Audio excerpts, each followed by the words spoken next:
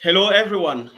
I welcome you all to this new program, new edition brought to you by Coaches United Nations Simulation, which is called Diplomatic Talk Series. And then today, I know that we're going to have a great time together, having with me a guest who is no other than John Mendy, Mr. John Mendy, who will be here with us. But before he comes on, I would like to introduce you to him. I would like you to give you a brief bio about John Mendy, who John Mendy is. To start with, John Mendy has over 10 years work experience. He is a career diplomat working with the Ministry of Foreign Affairs, International Cooperation, and the Gambians abroad. He served as an adjunct lecturer of the University of the Gambia, UTG, in the fields of foreign policy, diplomacy, and politics, and visiting lecturer of the Gambia Pastoral Institute with extensive teaching experience in both St. Joseph and Jamisa Senior Secondary School. Mr. John Mendy is the founder and co-founder for Education, Democracy and Development and Banjul Open Debate, respectively. He has served in numerous leadership positions in various civil society organizations, and has won numerous awards, including Outstanding Leadership of the Year at the UTG and Teachers Award, etc. Mr. Mendy, who is currently working as a researcher and policy analyst advisor for Geneva Center for Security Sector Governance and Reform intern in Switzerland, has a Master of Science in International Relations and Diplomacy honors and completing a Master of Advanced European and International Governance at the University of Geneva, Switzerland, with a bachelor's degree in political science, University of the Gambia. He studied bachelor's degree in political science in the University of the Gambia. He studied successful negotiation, essential strategies and skills with the University of Michigan in the United States of America, distinction and also negotiation, mediation and conflict resolution at ESSE Business School, Paris, France. Distinction also in global diplomacy. Diplomacy is a modern diplomacy in modern world. Distinction at the University of London, United Kingdom. Mr. Mendy has his civil service training with Management Development Institute, the Gambia, and his diplomatic training with SUMAS, Swaraj Institute for Foreign Service, New Delhi, India, among others. Welcome, Mr. John Mendy. Thank you so much, Samuel. It's a pleasure to be here, and it's a pleasure to be on the Coach of Influence. And I'm happy to be here, and I'm happy to speak to the audience that are listening in the Gambia and throughout the globe. I'm happy to talk to you and share my little thoughts and my little knowledge with regards to the topic that Samuel is brought in forth here for discussion. And I hope we will have a very fruitful discussion, perhaps a thought-provoking conversation. And I'm honored yet again, and I'm happy and glad. And I see this as a privilege to talk to you all. Thank you. Thank you, Mr. John Mendy. Well, this is a very good initiative, and then I know you are here with us. And I'm quite sure that all the audience that are following us, just to remind you that you can follow us on social media platforms, click like to our pages, and then follow what we're doing here on Coaches United Nations Simulation. It's your program, Diplomatic Series, with us here. So just to start with, I will dive in with the first question that I would like to ask. What is the main challenges, Mr. John, facing African continent in ensuring fair and transparent electoral process? Thank you. The problems are numerous. The problems could be unique sometimes, but the challenges, as I said, are similar across the globe, and particularly in Africa, a continent that was one time colonized, a continent that has fought to liberate itself, to gain independence from their colonial masters. And then people went to the street to celebrate this independence. Euphorias were high, hopes were high, expectations were high. Within a short period of time, we had to transit, but this transition was marked with challenges, difficulties. At some point, corruption, authoritarian rule, dictatorship, misuse of power, you can name them. But then as time goes by, after the Cold War, we could see a bit of transition. A transition that we are moving toward democracy, a transition that was moving toward accountability, a transition that was moving toward organizing ourselves and selecting our representative, which is election. This transition, as I said, give birth to due to other factors. That is the reality that not all of us cannot rule, neither can all of us be able to come to the Bantaba to discuss about national affairs. So there is a need for representation. So because of this need for representation, a direct representation wasn't possible. Then we come to have an indirect representation that give birth to election. So election become one of the principles of democracy that ensure that people select their representative who will make decisions on their behalf and are also entrusted with the mandate to steer the affairs of the state. So this process, I said, is also been characterized by challenges, and some of these challenges include weak institution, interference, and I would delve deep into this, lack of rule of law and corruption as well. So looking at these factors, sometimes we have weak institutions that are not able to conduct free and fair elections. And then in some instances, we have some interference where people have interest in what we are doing and trying to push their agenda through our institution. And then lack of rule of law, because at some point, because we have weak institution, then we had strong men. And now strong men decided to use their powers to perpetuate their powers upon the people and rule the country arbitrarily. So these are some of the challenges that characterize some of our election in Africa. And because of these challenges, we are still trying and struggling to leverage and struggle to liberate ourselves from these difficulties.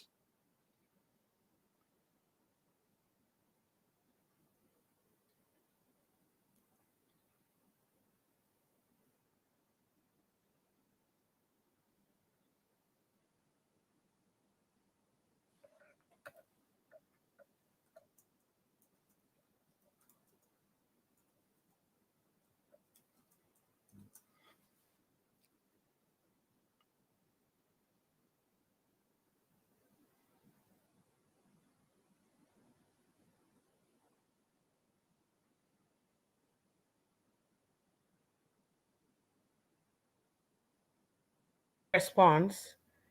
Thank you so much. That response was very profound, and we really appreciate it. And I'm already excited, and I know we are going to have a great time today answering some of these questions. So I wanted to ask the second question before Mr. Samuel returns.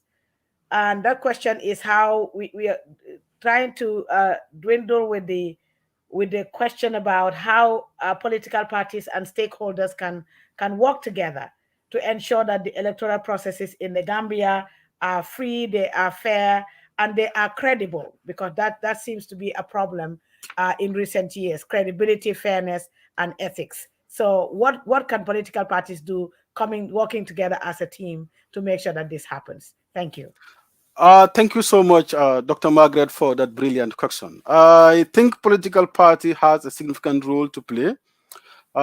Significant role to play in essence, because political parties are duty bearers.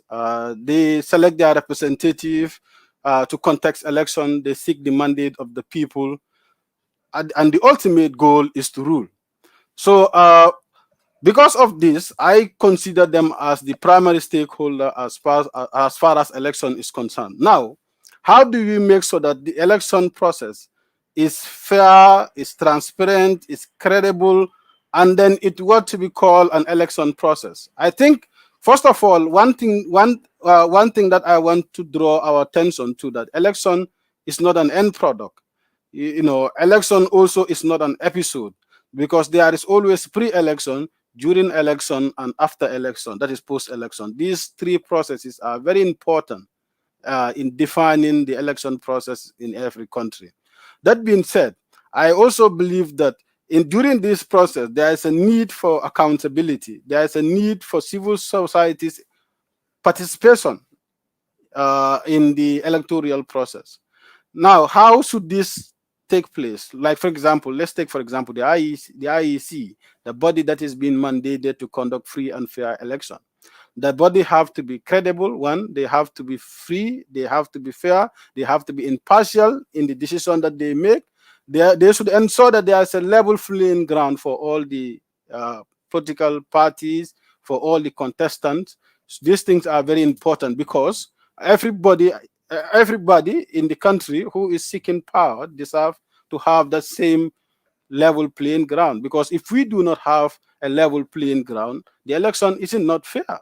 You can have an election whereby everybody come and vote for their candidate, but then if you don't give them the equal chance to sell their mandate, to sell their manifesto, to sell their program to the people, you are not fair to those candidates. So the IEC should make sure that they have a system that ensure that there is transparency in what they're doing, make sure that the level playing ground are free and fair, and then they should be able to uphold their mandate of conducting credible election. And this can be supported through civil society and also have a lot of sensitization also.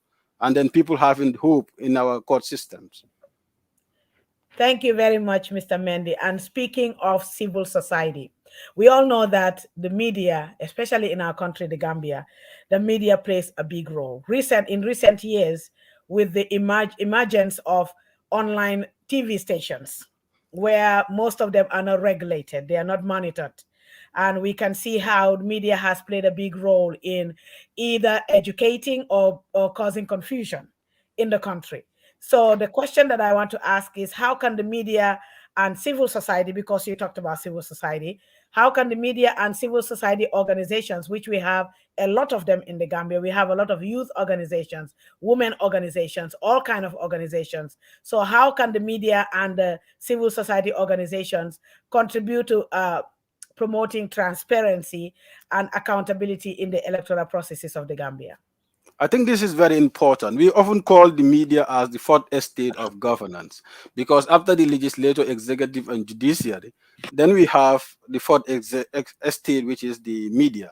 In fact, some scholars believe that there is no government, effective governance, without the media. And then one thing that is becoming increasingly important in promoting good governance globally is the role of the civil society. And the role of the civil society is paramount, because if you look at the role of the civil society, it composed of the citizenry, it composed of the university, academic institution, it composed of advocacy institution, even religious groups. So all of these groups, all the groups that are not associated with government, are part of the civil society. And if you look at all these entities, if you look at the circle of the membership of the civil society, you could see a whole country into the civil society, apart from those that have been given the mandate to steer the affairs of the state. So the government is literally serving the civil society, and the civil society has a responsibility to check on the government. Now, what role can this group have as far as governance is concerned, as far as election processes are concerned? They have a very important role to play. One, because they have the role of sensitizing the people, because everything rise and fall with education. Because once the human mind is transformed, they can able to make informed decisions, they can make informed choices. And at the end of the day, it will serve the ultimate goal that Socrates would say, life's main purpose is to be happy. So society will never be happy if they are sick.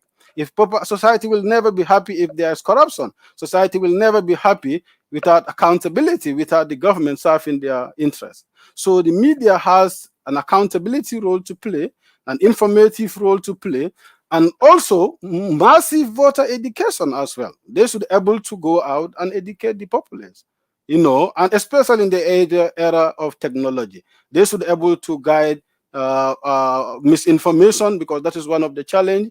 And these are some of the areas that the civil societies will come and try to address, the area of misinformation, and try to make sure that everybody is given equal space and everybody is also held accountable for whatever that they do.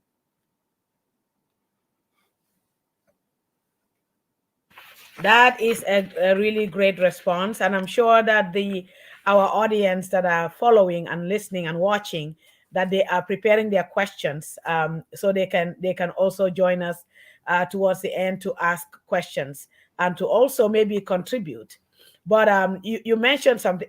Looking at the Gambia, I believe you and I will agree that from the time of the emergence of the online media, online TV stations and radio stations, and the presence of the diaspora in Gambian politics became very prominent. A lot of Gambians outside of the Gambia, a lot of the international community, we were not aware of their contribution. We were not aware of the things they had to say about our leadership in the country. But with the emergence of media, the online platforms, we were able to hear a lot about what the international community have to say, and we're able to see firsthand the role that they are playing in our politics. So the next question I'm going to ask is about the international community. What role do you think, in your view, what role do you think this international community should play in supporting electoral reforms in the Gambia and ensuring that the elections are free, they are fair, and they are credible? The entire conversation today is centered around free, fair, and credible elections. So, what role do you think the international media should play to make sure that this happens? The first point I will mention is that elections are sacrosanct, they're important, they fall into the heart of the citizenry. Therefore, I encourage the whole citizenry to take ownership of the process, take ownership of the initiative. However, I believe that as a Gambian, as a country, we are part of the global community. And whatever happens in our country affects our neighborhood. Whatever happened to the one citizen affect the another citizen in another country. Let's take, for example, COVID-19. So this is a good example of how important we are to the global system. And the other thing is that the Gambia is part of the global system because the Gambia is a country that favor liberal norms of cooperation. That is state coming together to form union, ECOWAS, African Union, UN. We are part of all this community. Because we are part of this community, we owe and them an obligation, and they also owe us an obligation. And the obligation and the mandate there is to protect, to help us as we help each other through that system to promote a transparent, credible, and a fair, free and fair election that what to be called an election. Therefore, they have a role of helping us in terms of our technical expert. For example, we need, for example, the IEC needs a capacity building and able to have the new technology to able to strengthen their election processes and able to make sure that the elections are conducted in a free and transparent manner. Maybe they will also need to help us with operations, with the logistic as well, because elections are very expensive, and then we could able to have financial assistance or support from this community. And I believe that as well as a member of the global community and the Gambia in the diaspora, because diaspora is increasingly important to every state, particularly to the developing state. And these people are part and parcel of the system, particularly to the Gambia, a country whereby the diaspora contributes significantly to the growth and to the economy of the country. So I believe that the diaspora have a role to play by also being part of the sensitization process, part of the education process, and trying to also help in the reform process and trying to use their expertise to support domestic interests and domestic challenges and help remedy the domestic challenges as well. So I believe that this is a teamwork, and I believe that everybody has a role to play in one way or the other. Thank you very much, Mr. Mendy. I tend to agree with one of our viewers, Khadijatu Kamara just said, profound response, Mr. Mendy. I agree with Khadijatu. It is very profound, and this conversation is getting very, very interesting by the minute. Mr. Mendy, we have a series of questions because we want to ensure that by the time we leave the platform today, that a lot of the questions we've had lingering around about being able to get a free, fair, and credible elections in the Gambia are addressed, because we have an audience of young people here who are voters, who are being taught to be responsible, to play their part, to vote, and this is, they are learning. and some of them are beginning to step into politics. So this conversation is going the right direction. I have another question for you, and this is in relation to violence and conflict prevention. If we look at the context in the Gambia today, we are beginning to be like many other countries where violence is breeding. It's very subtle in the Gambia, but it's coming up where it's no longer just going to be about one political party against another party. It is also going to be about one religion against another, and it's going to be about one tribe against another tribe. And so, this being the case, we have to bring to the table the conversation about violence and about conflict, because we cannot get away from it. It will happen.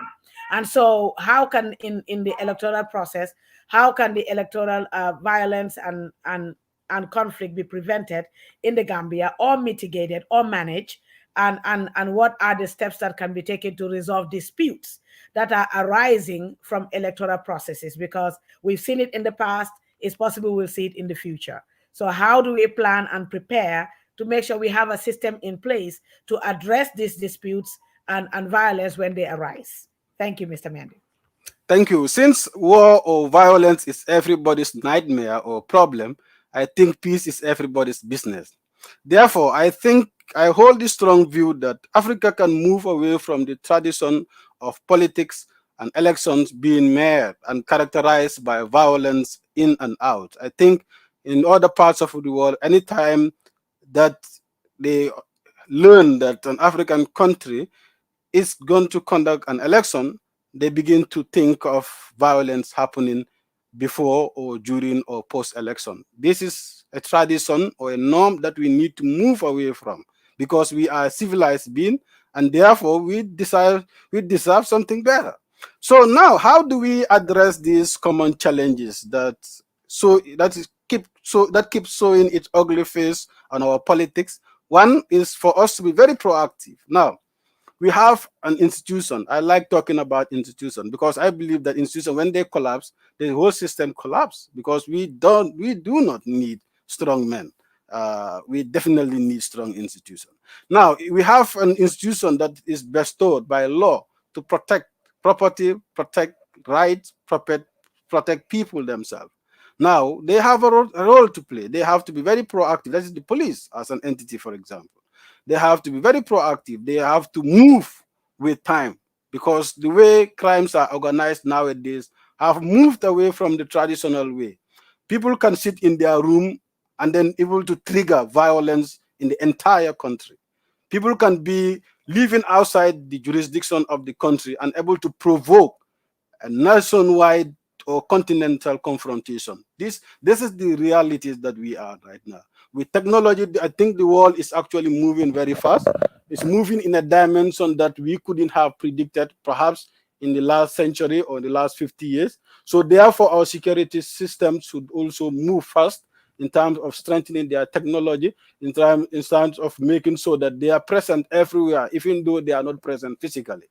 What do I mean by that? You should have the psyche that even I am moving in Latrikunda, no policeman is standing at that junction. I should be able to have that consciousness that the policeman is watching me. So therefore, I would suggest that one of the things that we need to do as a country is to make sure that the security sector is reformed, is impartial in the way they deal with issues. The reason why I mentioned the word impartial is because the security sector need to earn the confidence of the people. Right. So that they can always run to them anytime that they have issues. They cannot resort to violence, because thinking that when they go to the police, they will trivialize their issue. They will be biased in dealing with the challenge that they are faced with. So therefore, we need a security sector that is very effective in dealing with the issues, and also a civil society also that is very proactive, a civil society that is peace-oriented, a civil society that's ready to fight the challenges that we are. And then, last but not the least, is that every action deserves a consequences. Now, if you choose violence, then you have to be dealt with according to law.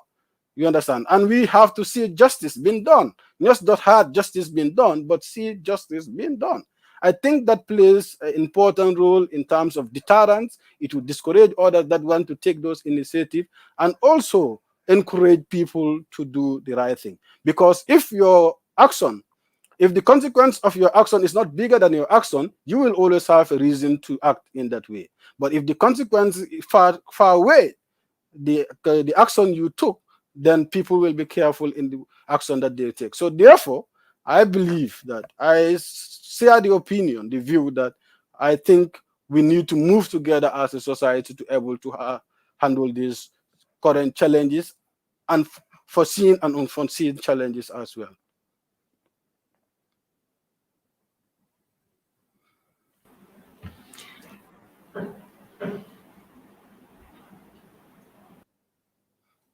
Thank you very much, Mr. Mendy. You know, this conversation, wow, there are so many comments. Mr. Mendy, you are getting popular. There are so many comments coming through. The young people are encouraged. They are learning a lot. I am learning a lot. And if you have just joined us or you just joined us a few moments ago, this is Coaches United Nations Simulations. And today we are launching another program within the program called the Diplomatic Talks. And in this series, we're going to be addressing issues on politics and educating the young people and anybody that joins our platform, educating you on diplomacy and how to manage politics and how to be a representative of your country and an ambassador of the continent of Africa. So if you're just joining us today, this is our Diplomatic Talks. And today our guest is Mr. John Mendy, who is a Gambian and is currently in Geneva in that part of the world and continuing his work of diplomacy and talking about today we have him and he's educating us on how we can move on in the Gambia to encourage a fair, credible and ethical electoral processes in the Gambia. And if we are talking about the Gambia, you are here, you are from Nigeria, you are from any part of Africa, you are even from the West. This conversation pertains to you because the young people, this is your decade and you are stepping into politics. You are the diplomats that are in line. You are the presidents in line, the ministers in line. You need to understand you are the political party leaders and you are the political candidates in line. So this conversation is relevant to everyone who is on the platform and everyone that will be listening after this program today. We are learning a lot, Mr. Mendy. Thank you very much. This is getting very interesting. And I believe in a moment I'm going to hand over to my other MC, my co-MC, Mr. Samuel Mendy, to take us through the next questions. But in the meantime, we have some very good comments coming. Sheriff Keta just said, "Well said, Mr. Mendy," and we have a lot of them are commenting and they are in tune. And somebody just said, "Great knowledge, John." They're impressed with your responses. They're impressed with the knowledge that you are sharing. So, Mr. Samuel Mendy, I'm going to step aside and allow you to take Mr. John Mendy through a few more questions.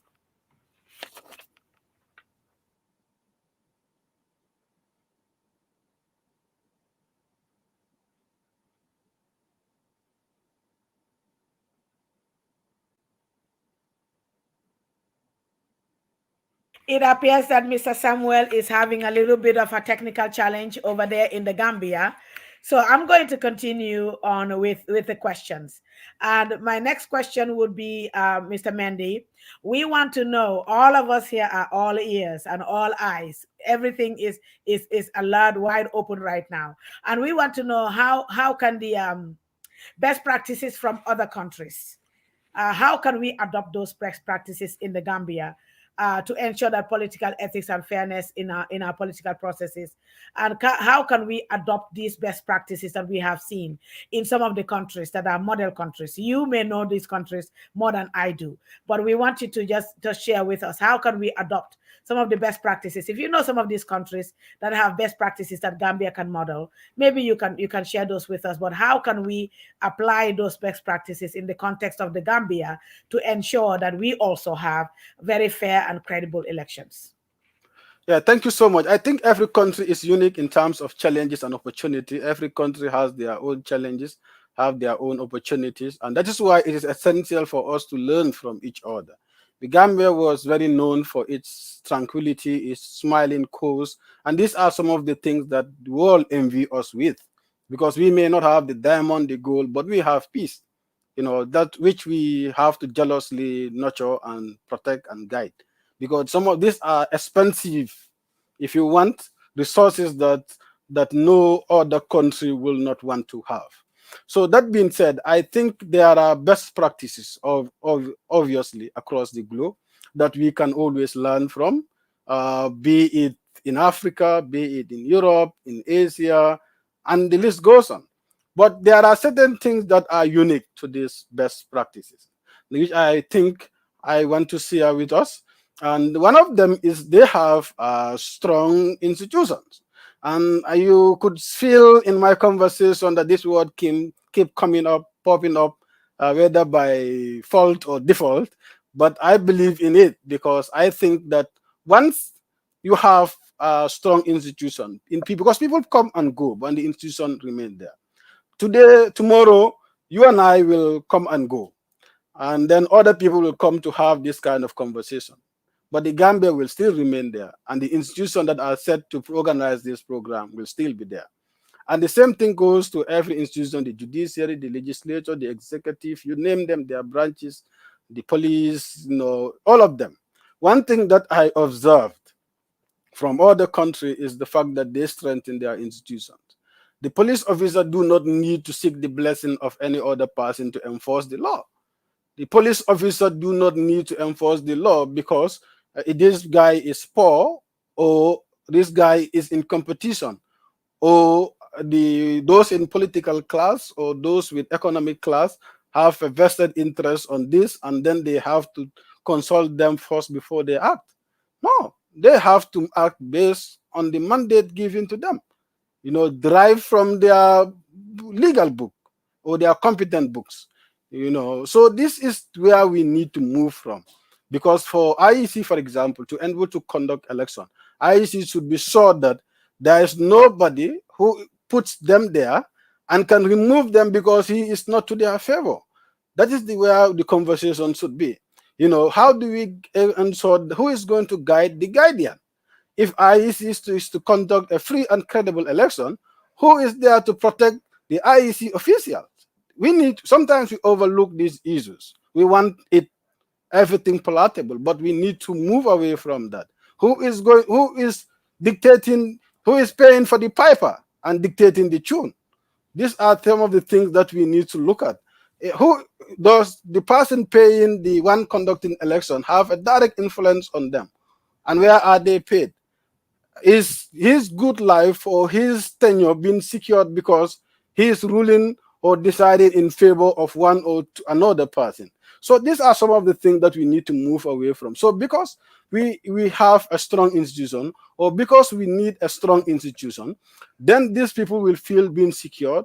These people feel that there's no control over them, no influence over them. Then they should be able to conduct free and fair election. And they too should be held accountable for whatever decision that they take. The fact that they are given all this freedom doesn't mean that privilege that they need to take for granted. These privileges are derived on purpose. The purpose is to serve the general will of the people.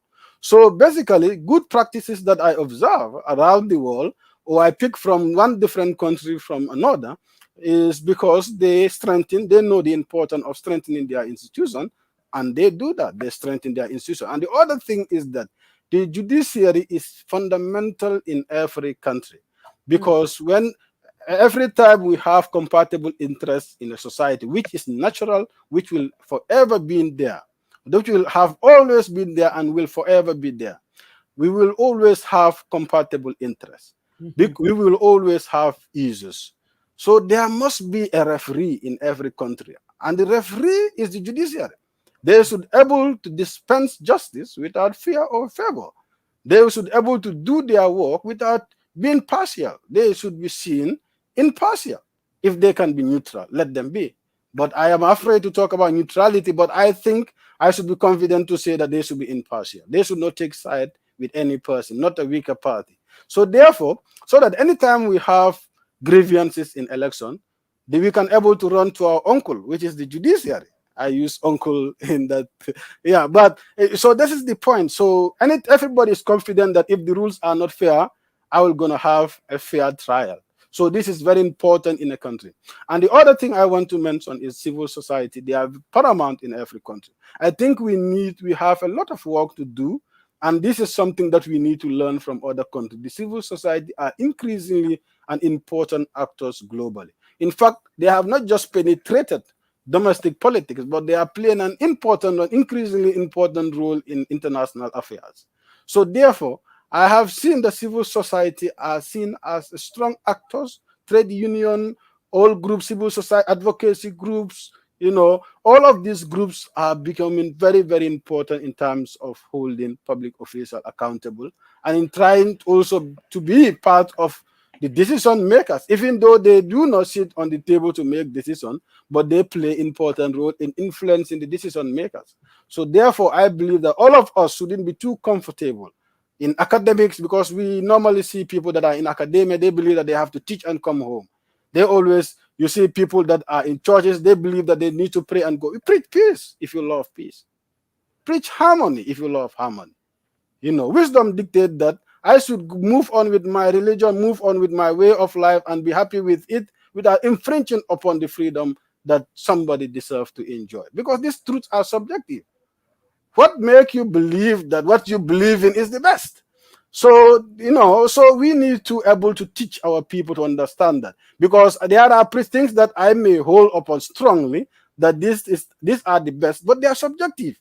Somebody who doesn't believe in that line will have a different perspective. But how do we coexist? How do we live together happily and peacefully? It's because I tolerate him and he tolerates me. So these are some of the lessons that we need to learn from other countries, and I believe that other countries are learning from us, because we have been leading in trying to teach these values. And I think that it is of our interest to protect this value as well. Great, Mr. Mendy. Thank you very much. The comments are coming in and people are excited. I am excited. And I'm sure everyone on the platform is excited right now.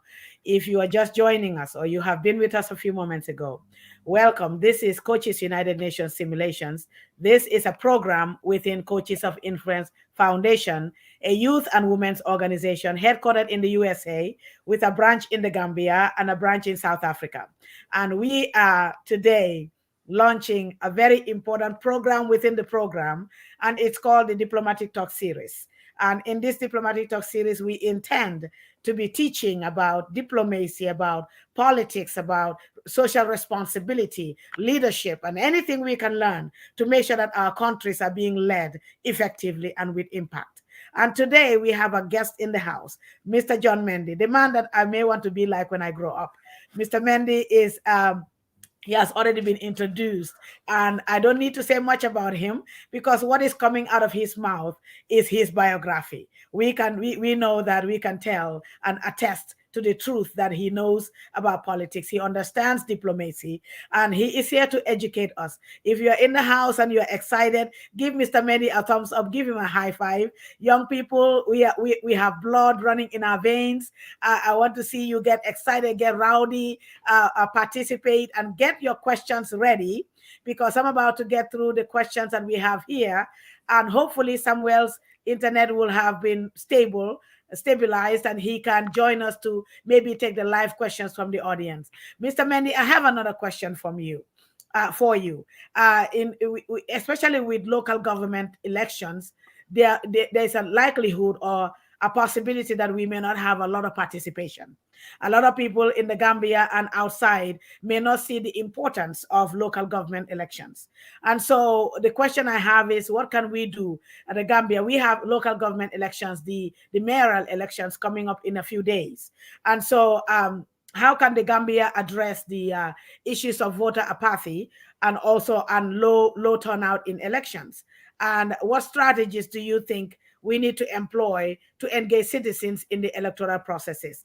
I'll tell you that what we are doing in our organization is right now, we're educating people. And with this education, we are hoping to engage them. In 2021, when we had the presidential elections, we went to many schools in the country and we had the voter sensitization education, encouraging young people who are eligible to vote to go out and register and get their voter cards. And we even encourage youth in our organization to vote and to send us a thumbs up, show us their stamp that they have gone out there in line and they have voted. And so you mentioned civil society organization. This is the role that we are supposed to play: is to educate, is to inspire, is to move people towards voting. But still, in the Gambia, there's a gap.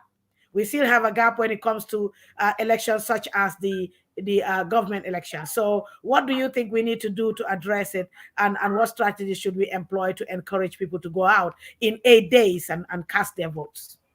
You know, I used to jokingly tell my colleagues and some of my students at the university that if you think you don't care about the bee that is at your back biting you, you are the one that's going to suffer at the end of the day. If you think you are not going to be part of politics, somebody out there will going to make decision on your behalf. Somebody is going to occupy that office, whether competent or not competent, and then the person will steer the affairs and make decision on your behalf, and you will face the consequences. So election politics is everybody's business. So having that said, I want to thank your organization for doing that excellent job to promote increase political socialization, improve the political culture in the country, you know, encourage people to be part of the decision makers, because these are very important and they are very significant. In fact, that helped me to draw to the point I want to talk about, which is political socialization. You know, it is important that we educate our people about the essence of voting. It's important that we do not only educate them that they need to go out there and vote, but we need to tell them that voting is as important as sending your child to go to the hospital, or sending your mother to go to the hospital, as important as sending your children to go to school. Because the decision, those people that make decision in terms of our education, in terms of our market, in terms of our health, you know, in fact, they determine how long we should live in a country. Because if they say your life expectancy in the Gambia is 65, and then they say the life expectancy in maybe Switzerland is 80, then something is fundamentally wrong. That's right. Then the decision makers in our country are deciding that we should live up to 65 and we die because of numerous factors: poor health sector, you know, weak institutions that are able to take care of the people, which cumulate to decide how long they should live. So therefore, I want to say then politics decide when are you supposed to die in a particular country by default. You know, so we can discuss that another time. But what am I trying to say is that when we want this political apathy, we can able to eradicate it, if not mitigate it, you know, by massive political sensitization, you know, that's educating the people on the reason, the importance of voting, because we are not all privileged to information because of certain reality, because of inequality, because probably somebody in the remotest parts of the country in the Gambia may want to listen to this conversation and bring in something that is thought-provoking, but because of network, he cannot. But then it is incumbent upon us to extend this as civil society, as people, as citizens, as concerned brothers and sisters, to talk to our people, to encourage them to go and vote. You know, and then the other thing is that now, after voting, like, voting should be an episode only in a country whereby there is a particular day scheduled for voting, and then we go and vote, and then we continue to live in poverty, and then the promises are just promises. Now we improve their political culture, but how are we going to improve on the system? By making sure that we have procedures that support this system, we can able to recall our councillors, our chairman, you know, our legislative parliamentarians, anytime that they do not fulfill their mandate, to send a strong warning. But going forward, there are certain people who may be in the diaspora, for example, and other parts of the world, and they are Gambian, and we all agree here that they contribute significantly to the development of the country. How do we facilitate, how do we bring them to be part of the decision makers? Or some of them who may be in my village, for example, and could not have access to vote because of an errand. In this digital world, what could we do to increase participation in election and also deal with voter apathy due to limitations? We can go digital and make sure that we cater for some of these people. Today, I am in my room here, maybe in Switzerland here, and talking to my brothers, and my brothers are talking to me, and my sisters as well. I think we could able to have conversation around how we can also vote if we are out of the country, or even in the country, but are constrained for one reason, because maybe we are sick and we want to vote. How do we cater for this? So we need to think about them. I think this whole session is to provoke thoughts so that we can begin to think, because sometimes when we cling onto the impossibility, we will never move. We need to take the tough decisions sometimes to able to move, because we have to move from our comfort zone sometimes to able to actualize ourselves, to move with the world as well. Great. Excellent. I don't know at what point you joined the conversation, whether you have been with us from the very beginning or you joined us at some point or you are just joining us. This is a political talk series. It is hosted or presented by Coaches United Nations Simulations. Coaches United Nations Simulation Cons is a program within an organization called Coaches of Influence Foundation, which is headquartered in the USA with a branch in the Gambia and South Africa, and serving the entire continent of Africa, young people and women in the continent of Africa and globally. And today we have a very special guest, Mr. John Mendy, who is joining us from Switzerland. John Mendy is a Gambian, and he is in Switzerland, pursuing in his biography. We like George Mara, one of the vice president of Coaches of Influence Foundation, just typed a message earlier on and stated that now I see why your profile is so rich, Mr. Mendy. So Mr. Mendy is a Gambian. He has, according to what we have heard from his biography, he's been places. He's been places and he's been learning about diplomacy and working in that field. And we will not argue that Mr. Mendy understands what he's talking about. Mr. Mendy, you talked about representation. And that is where I'm going next. Representation is key. And the reason sometimes we are underrepresented, the young people are supposed to be learning and picking up batons from the leaders. But a lot of the leaders believe that politics is a game of serpents, is dirty, and it's supposed to be for people who just want to be rich and not people who are interested in leading. And to your point, Mr. Mendy, when we allow people who are unqualified, unprocessed, and unequipped to step up there in the playing field and become the politician, they lead us. And they make decisions for us to live with the consequences, even though we consider ourselves as the elite or the educated or the ones with all the knowledge about leadership, but we are outside of the room. We are not at the table. We are not represented because someone told us that elections is not, politics is dirty. Someone told us, our religions tell us that the doctrines that are being preached all over the continent of Africa in all different religions, we have been taught or made to believe that politics is only for people who do not fear God, or people who do not believe in God, or people who are not of God. And so we have very eligible candidates that are stepping aside, not involved, and we have people who are not supposed to be leading us.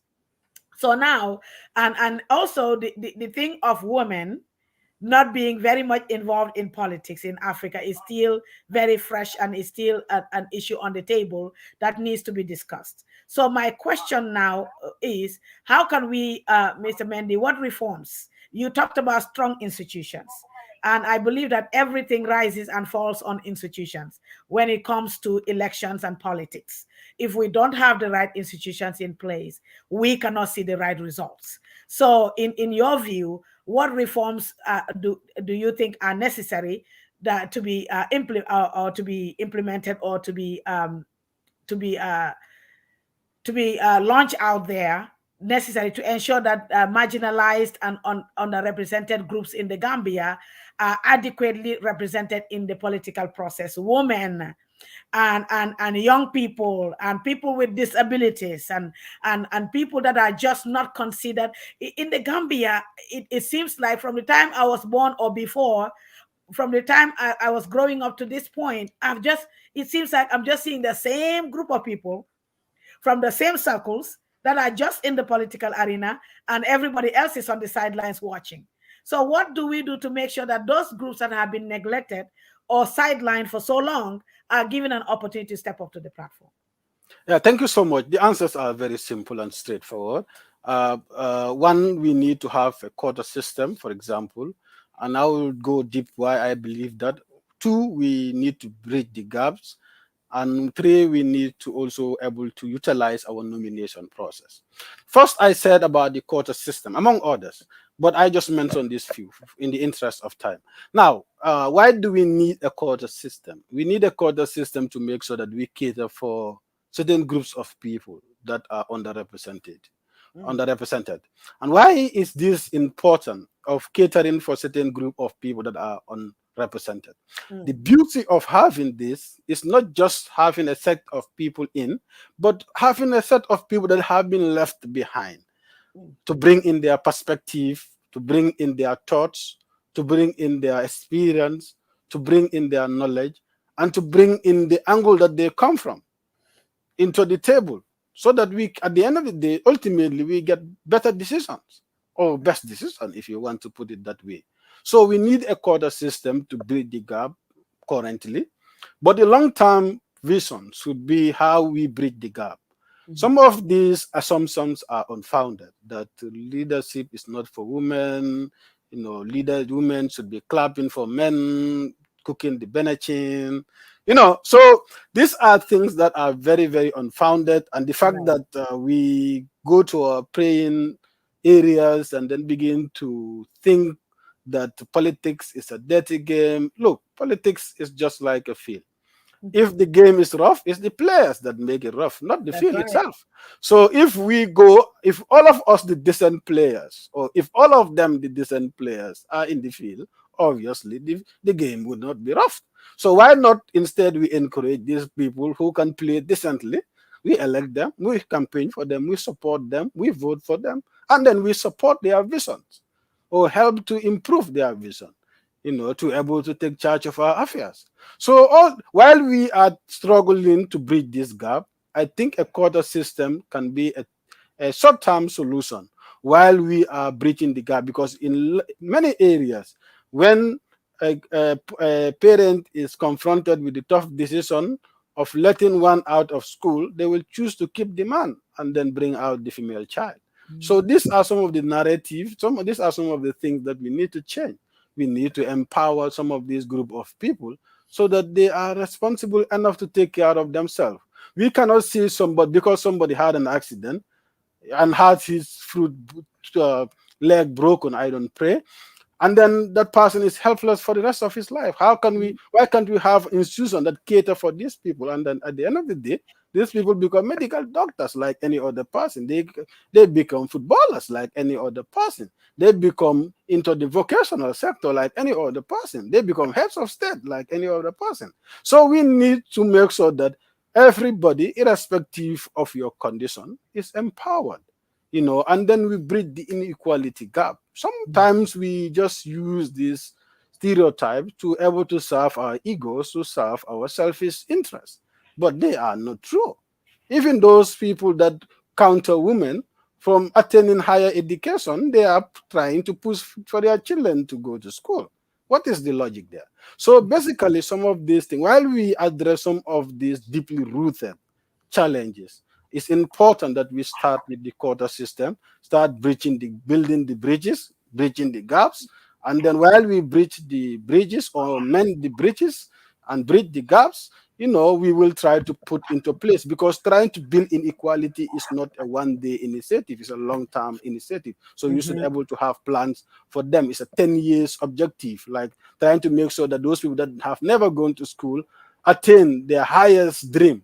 It's a long-term plan. So this thing cannot be achieved overnight, but then we can have the quota system from the get-go and then try to build the inequality gap as a long-term plan. I love that response all around. We need to have a quota system. How do we put the people in charge? How do we put them in a position to make sure they are inclusive? To make sure that they do not get away with sidelining some of the people that need to be in the playing field. That is profound.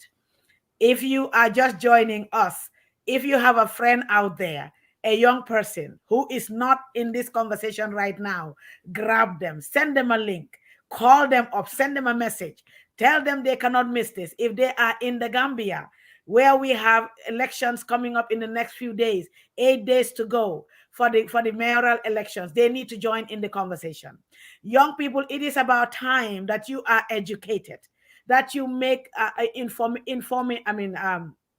informative decisions, that you're not voting based on tribe, you're not voting because of gender, you're not voting because of religion. Because when we vote these people into leadership roles, they lead us, and they are there for years. Whether they do good or they do evil, we live with the consequences. Most of them, they don't go to the hospitals in the Gambia, they don't have their children in the Gambian schools. They are not, they just live there temporarily. They fly in and out when it is convenient. So you that is on the ground, you who do not have the wings to fly, you need to vote. You need to vote with wisdom. You need to vote for change, vote for transformation, and vote for equality. Do not vote for favoritism. Do not vote the wrong candidates in. And the only way you can make those decisions is when you are informed. And that is exactly what we are doing today. This platform, this program today is presented to you by Coaches United Nations Simulations. This is a program within an organization called Coaches of Influence Foundation, headquartered in the USA, with a branch in the Gambia and branch in South Africa, and moving all around the globe, impacting, transforming, educating, mentoring, and raising an army of responsible leaders that will lead our continent and our world. And you cannot meet this series today. Mr. Mendy, I have a couple more questions, and then I may have to step out of the way. And Mr. Mendy, hopefully, Mr. Samuel Mendy, Honorable Samuel, who is supposed to be my here emceeing this program, his internet will be stabilized, and he can join us to maybe take us to the end of the program. But Mr. Mendy, I have one more question for you, and this question now is about political campaigns. We have seen them happening in the past few weeks. We have seen them happening, and we have seen them happen all the time. And so the question now is, how do we ensure, how can the Gambia ensure that political campaigns are conducted ethically, and that political actors are held accountable for their actions and their promises? You know, it bothers me so much, Mr. Mendy, when I see our leaders who are not even campaigning, after they are elected or appointed in positions, they come out to big platforms, to conferences, to events, and they hold the microphone and speak promises into the microphone. Get the people, the young people excited, clapping their hands. We will do this, we will do that. We will organize a bigger conference. We will pay for you. We will sponsor. We will come alongside the CSO. We will do everything we can as a government to make sure that we are prospering the efforts of the CSOs. They make so many promises, and they're not afraid to look at the audience in the eye, speaking through the microphone, being applauded for telling a lie, for making a statement they don't intend to ever keep. How do we ensure that we hold these people accountable? That when they make these promises, it's documented in the newspaper, it is documented in whatever platform or forum they were using to make these promises. How do we hold them accountable to execute what they have promised? Thank you, Mr. Thank you so much. Accountability is at the heart of good governance, and it's also at the heart of a progressive society, and it's also at the heart of a happy society as well. The reason why I said so is that if politics is seen as a place whereby people give promises and get away with it without being held accountable, then we have a problem as a society. Then we cannot develop as a society. Then prosperity is not what we deserve as a society. We should have mechanism to able to hold people accountable. And one of those mechanisms that are important in place is to have impeachment mechanism, which I believe we have. We have recall mechanism, which I know we have, but I don't think we utilize. So that anytime people do not deliver, they can able to be reminded. Every time people follow the rule, then they can always be reminded, and action can be taken towards them. So I think accountability is very, very important. Now, how can we also groom an accountable populace? We cannot have an a population that is able to be accountable when they are not informed. So we should make sure that the population have access to information. The population are knowledgeable enough to make informed choices and decisions, and are also capable enough to behold those people that they have given the mandate to steer their affairs on their behalf, and paying through their taxation. They are represented, because if there's no representation, what is the purpose of taxation? Taxation came as a result of representation. Why do you deserve my tax? Why do you deserve my mandate? Why do you deserve my vote if you cannot serve my interest? So I think we really, what I suggest is for us to start rethinking governance. It's important that society have to rethink governance. People have to rethink their misfortune. These are misfortune. We are on architect of our own misfortune, because when it comes to election, for example, tribe become important, religion become important. But when we go to the hospital for treatment, you look for the best physician or the best doctor. You don't search for your relative who cannot treat you.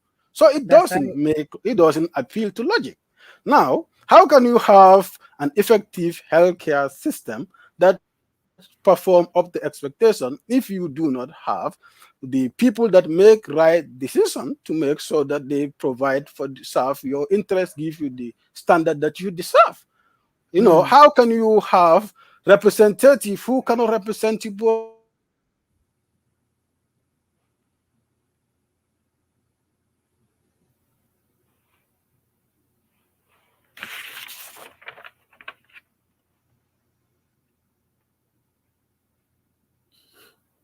I believe that Mr. Mendes' system froze, so we are not able to hear him now.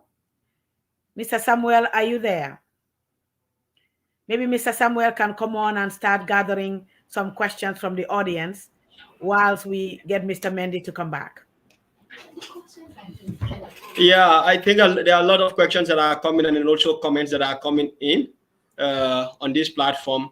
I believe that Mr. Mendes is doing a great job. He's dissolving doubts, explaining hard sentence, and many that are listening are really, really provoked. Indeed, for some of the things that he is saying are very insightful. Yes. Doctor, I think the questions that we are asking are accurate to him, and then he's actually giving us what we want in this platform.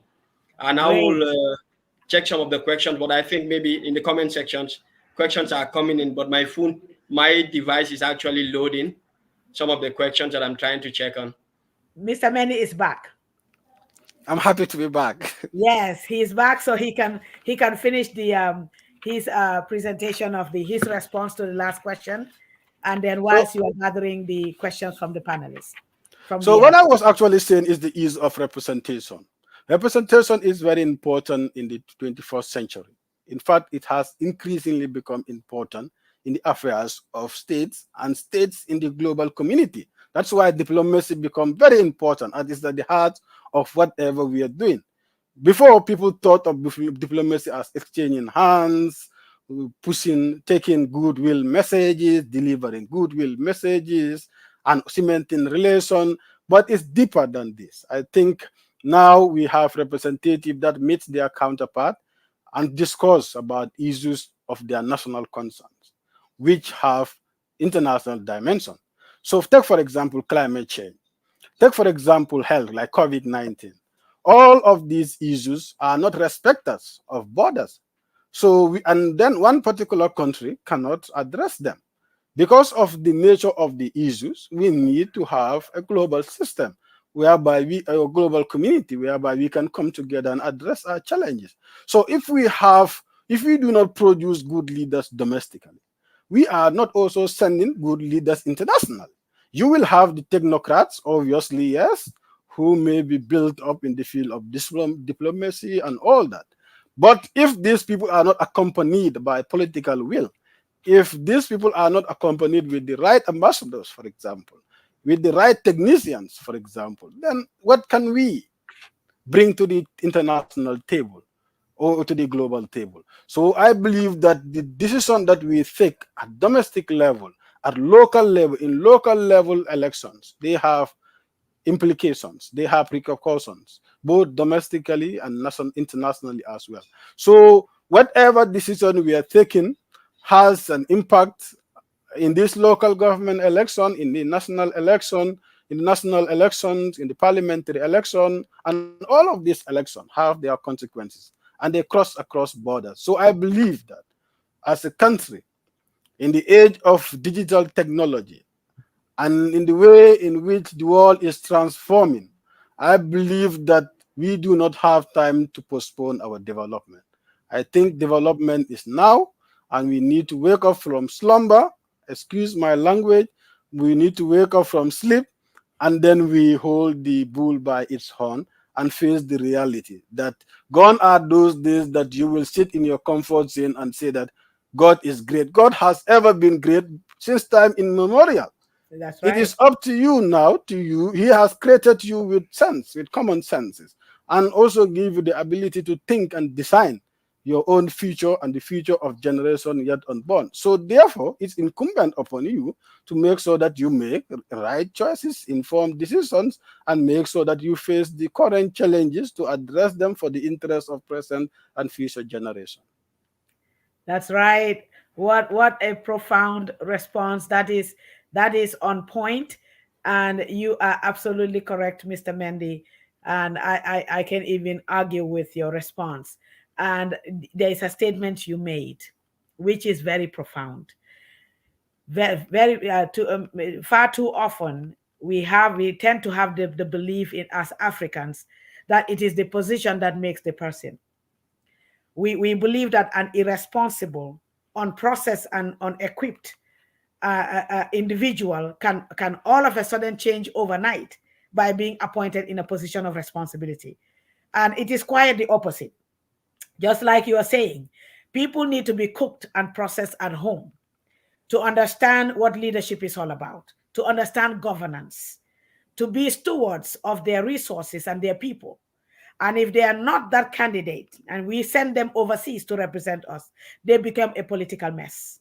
And that's what we are seeing in the leadership of our countries.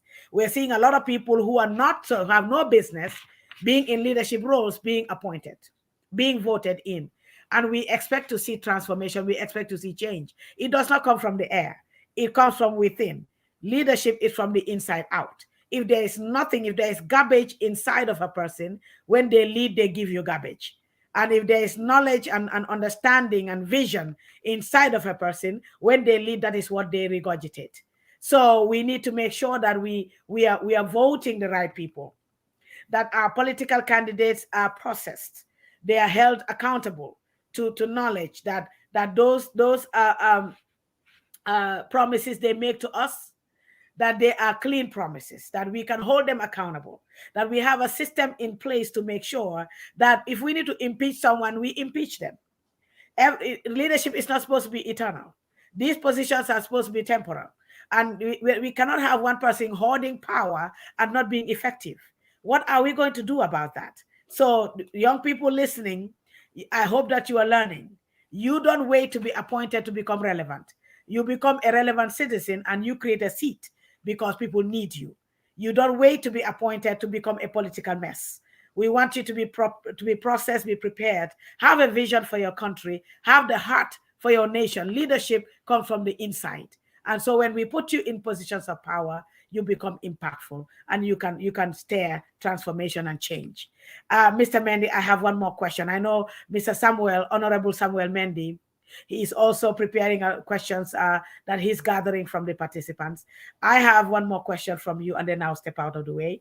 And that question is, in the day of technology, where you are currently in Switzerland, I'm currently away from the Gambia in another part of another continent, and then there are people in the Gambia. There are people calling in from different parts of Africa on this call today. They are joining in, and we are able to have an effective dialogue.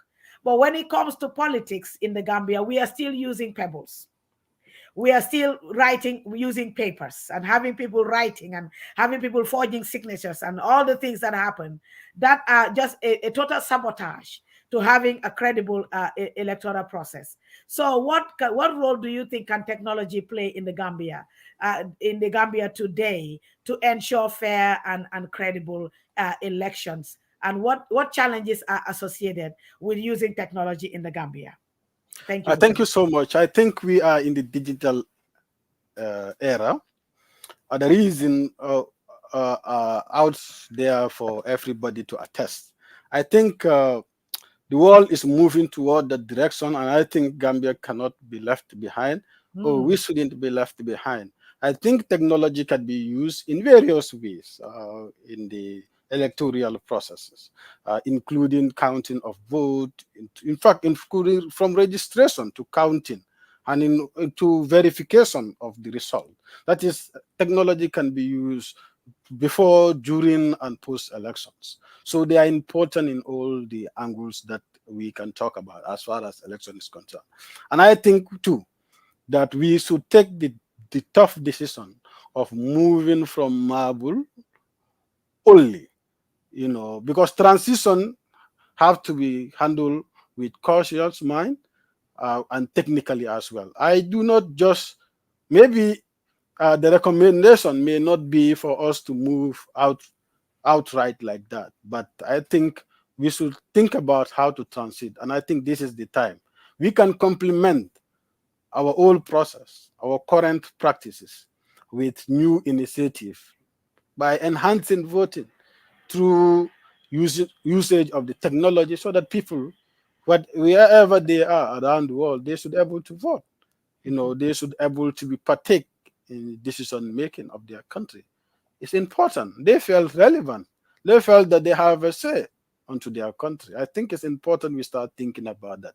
Even not about those outside the country. There are people that are in their country, as I said before, that they are sick, they are on their bed. In fact, those people are very important in decision making. There are people in critical condition. Those people that are handicapped, for example, or differently able. I don't want to call them handicapped, but they are differently able, for example, and they cannot facilitate. No one was there to help them, to take them to the police station. These people deserve to vote, to take part in decision making. So how do we make sure that these things are accessible to everybody? We can help ourselves through technology. Some of the countries that we are way backward before, they are moving in a leap that we cannot imagine. Look at Singapore today. If you go to India, if you go to many parts of the world, countries that you can never imagine. Like take, for example, India. The reason why I want to bring Singapore anytime I talk about the Gambia, because we have a similar reality. Because when we were getting our independence, we got independent in the same year with Singapore. Singapore, like the Gambia, was conceived as an improbable nation. That is a nation that cannot able to take care of itself if it gets its independence. So Singapore do not have the resources like the Gambia that other parts of the rich parts of the world have. But they were able to leverage on leadership. They were able to leverage on some of the limited resources that they have to build on their country. And today, if you don't need to go to Singapore to know that they are moving at a fast leap. They are developing in a way that we could not imagine. So this is a good example for the Gambia to believe that it is possible, and we need to move from the dogmas believing that God is going to come to fly to the Gambia to solve our problem. So basically, we can able to leverage on technology, able to build our education system, able to build our healthcare system, able to build on our democratic processes, especially in the areas of elections, able to also promote accountability.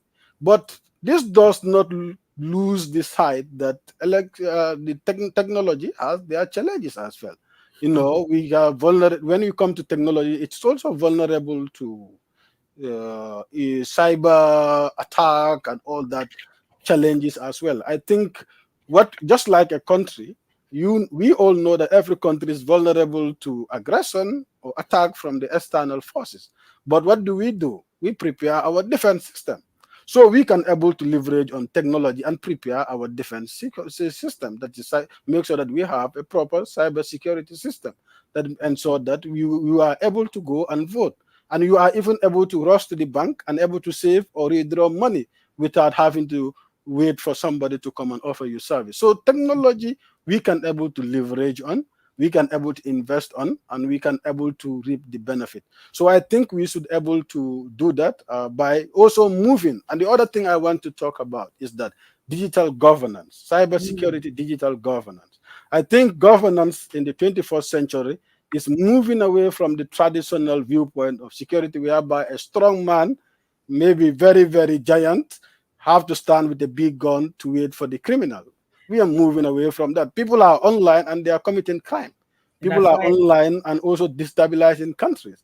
So how are we going to leverage on this to make sure that our processes are secured, our elections are secured, our finances are secured, and other sectors are also secured?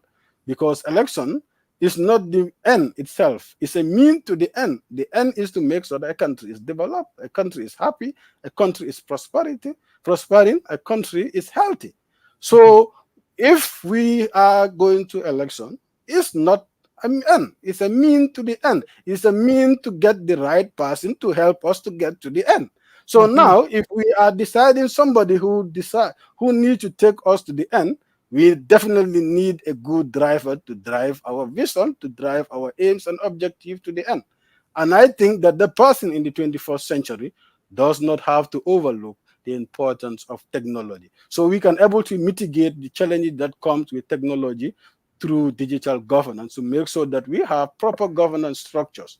And we have laws on media, laws on digital issues. We have also enforcement on digital issues and collaborate with people, because the digital world is cross-border. So, and then able to work with organizations and companies and partner with relevant and competent institutions and authorities to able to make sure that we learn and share with the global community as well. So I believe that technology is important in the election processes and also important in our daily lives. Thank you, Mr. Mendy. We cannot deny that fact that we need to step up. We are in the 21st century, and just like Singapore, just like any other country out there, the Gambia has potential. We just need to break out of the old systems and break out of the attachments that hold us bound. We have to get away from saying this is the best way to do it is the old way. Well, there is a new way, and is Gambia open to exploring this new way? And can be possible by embracing technology. This can be possible by embracing equal representation, bringing women to the table, bringing people with different disabilities to the table, bringing people with different gender and people from different religious backgrounds and religious beliefs in governance. It is not okay to just appoint a certain group of people into power and isolate the others. Because when we are discussing an issue, when we are fighting about elections not being fair, we want to have the different people represented at that table when we are discussing. That's the only way we can have fairness. That's the only way we can have ethics. Mr. Mendy, this has been a fruitful conversation. Thank you very much for accepting our invitation. And thank you for being our guest today. And we have started this series. We launched with a very loud noise, with a big bang. And this, if you are just joining us today, I was privileged to be able to ask some questions and to be able to drive the conversation a little bit, whilst my co-MC, Mr. Mendy, is about to step up and take us to the end. But if you're joining us for the first time, or you joined us a few moments ago, welcome. This is Coaches United Nations Simulations. And today we are launching a very important series called the Diplomatic Talks. And Coaches United Nations Simulations is a flagship program of Coaches of Influence Foundation, a youth and women's organization headquartered in the USA with a branch in the Gambia and South Africa, and serving youth and women globally in the continent of Africa and outside of Africa. And today we are launching this program, the Diplomatic Talks, and what a program we've had and what a speaker we've had. If you are watching, you are here with us, send a thumbs up, send a message, send a greeting, send an encouragement, high five, some love, some hearts to Mr. Mendy. And as I step aside and allow Mr. Samuel to take us to the participant questions. Thank you very much, Mr. Mendy. Thank you, Doctor. It's a pleasure to talk to you and then learn from you, and particularly in the important and strategic way you're driving the conversation. I also enjoy the warm presence of the audience down there. I learn a lot from them, and then they provoke thought sometimes and help you to think beyond the limit. So it's quite interesting. Yes. Yes. You And see, we are talking about technology being leveraged in the Gambia and being technology being given a place of importance in the Gambia. In a program like today, there are so many young people who are very frustrated right now. They cannot join. Our co-MC Samuel is in the Gambia right now, and he's freezing every now and then, every second. He's barely able to get a word in because of the poor technology, because of the poor internet connectivity. This is an issue in the 21st century. We don't need to have every meeting physical, and we don't need to be spending so much money paying for conference rooms to have every meeting in person. We can be effective virtually if we can only invest all that money we're investing in traveling outside of the country can be pumped into the development of the nation in the area of technology. Young people of 14 years old in other countries are developing apps, and they are running us and controlling our lives through the apps they develop. What is Gambian youth doing? It's not that we lack people with skills, but we lack the resources. We lack the support.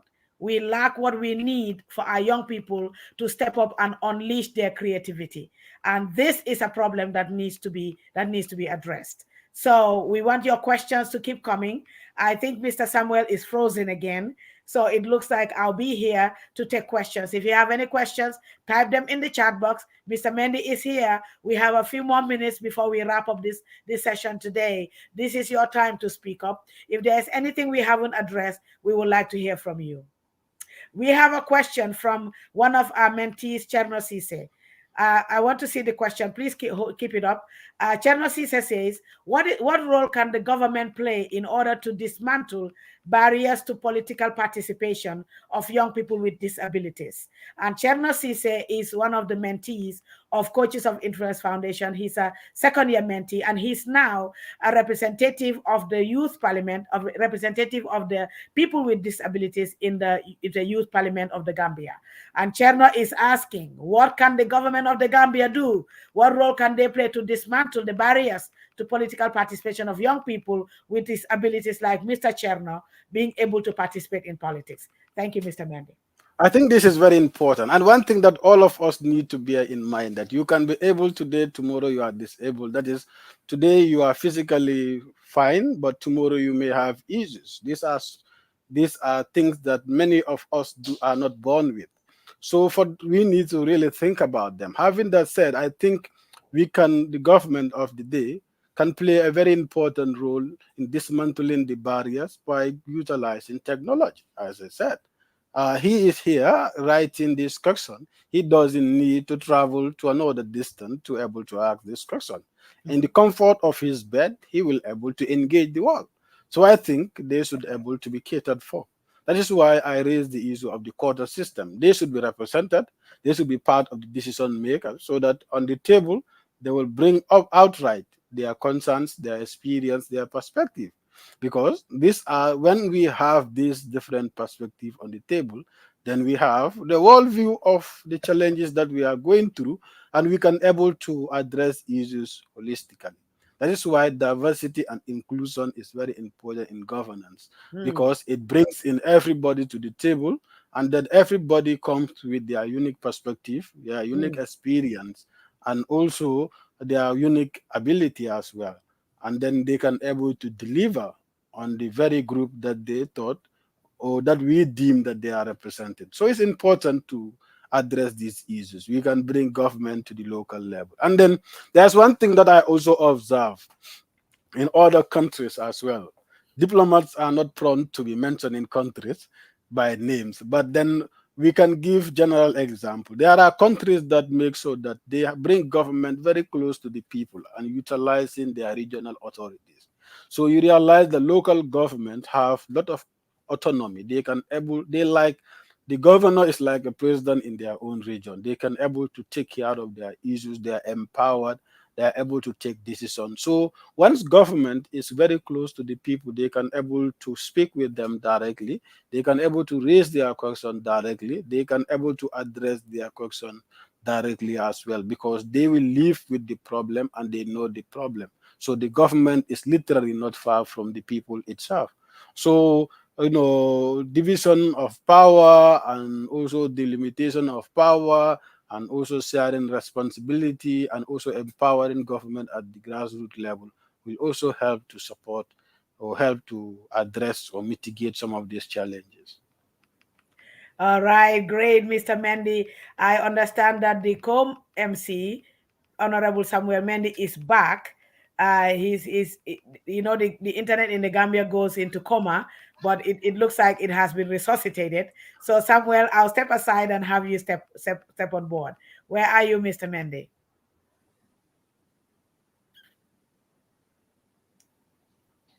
All right.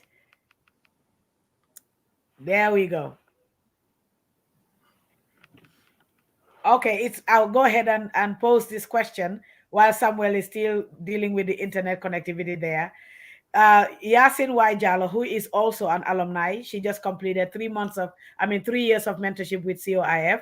And Yasin says, in the ladder of leadership, the higher you go, the fewer women you find. What can the coming generation do to make sure that women are not considered a minority in most leadership places? Wow, profound.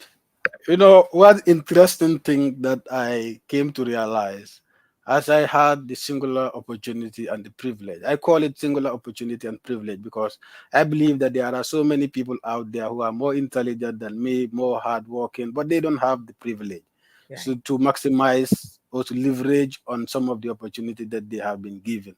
So once we had the opportunity to travel around the world and move away from our village, and let me happily say that I am from the village, huh?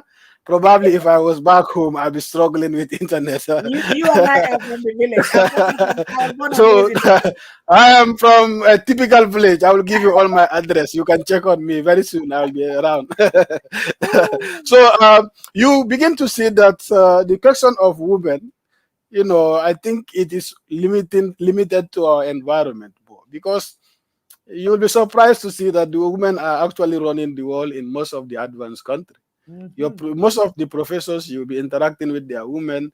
If you go to the health sector, you find women in their numbers. You go to different places, you find women in their numbers.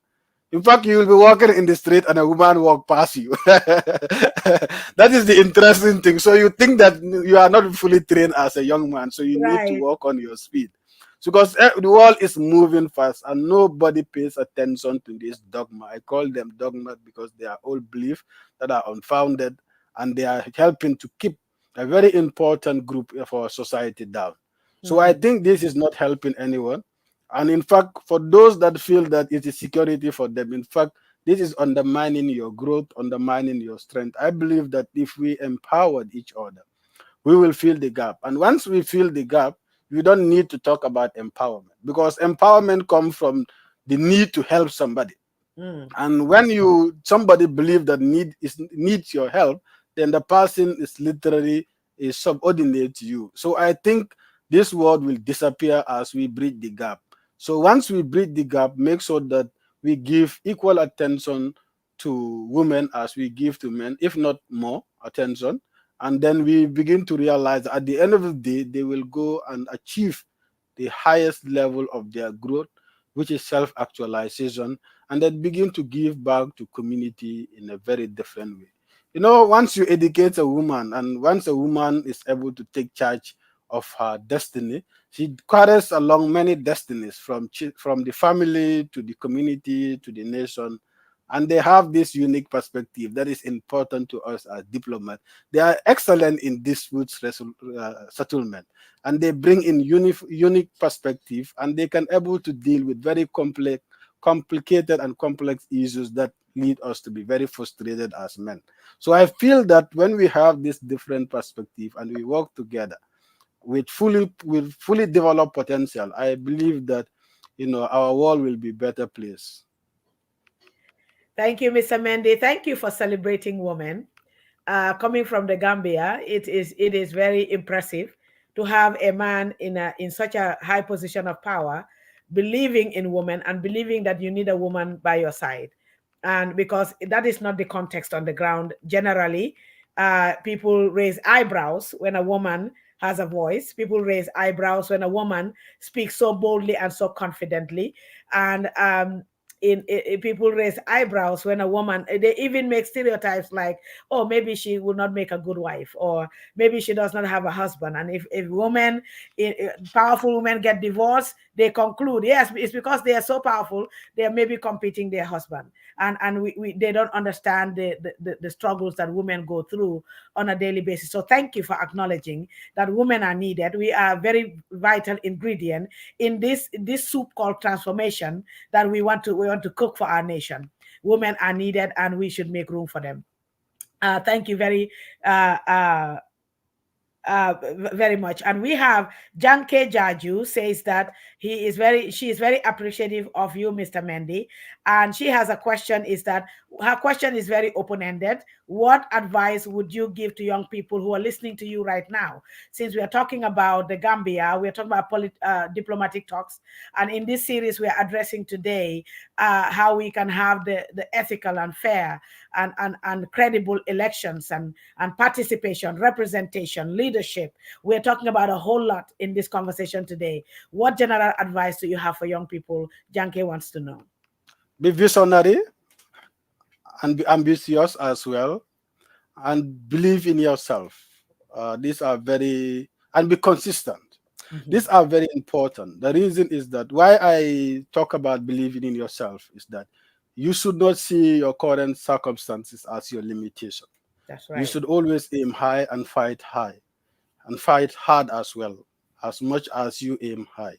Believe that you can change your reality. Look, I myself who is speaking to you here, maybe probably if I tell somebody in the last 15 years that I'll be speaking in this platform, the person may say no. The reason why I said that is not because I want to beat a chest. I'm not a fan of beating chest, but I just want to make my past experience, because I know these are shared experience that many people in the Gambia are faced with, especially young people who believe that it is not possible.